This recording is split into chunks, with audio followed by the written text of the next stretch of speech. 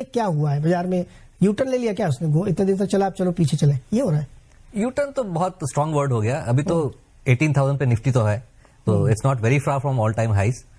तो मेरे ख्याल से जिस तरह से बाजार वॉलेटिलिटी की ओर जा रहा है, वो लग रहा है कि जो यूएस में डेवलपमेंट्स हो रहे हैं उसके भी थोड़े इम्पैक्ट आ सकते हैं।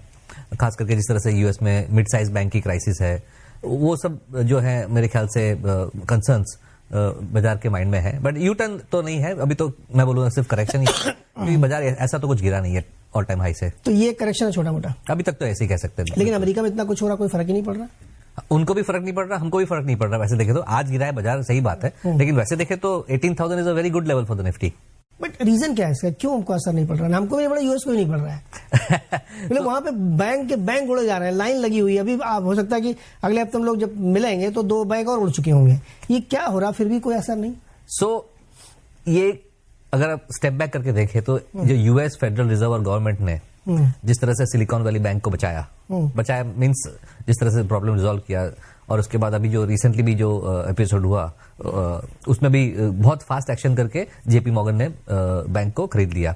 तो बाजार को एक ये फीलिंग आ रही है कि जो यूएस सिस्टम है वो फाइनेंशियल सिस्टम को डिस्टेबिलाइज नहीं होने देंगे, और अगर जरूरत पड़ी तो अगेन क्वांटिटेटिव लूजनिंग कर सकते हैं, क्वांटिटेटिव ईजिंग कर सकते हैं। तो एक हम जो कहते हैं ना फेड पुट है, वो मेरे ख्याल से लोगों के दिमाग में वापस आ रहा है कि कुछ भी होगा तो फेडरल रिजर्व आके बचा लेगी।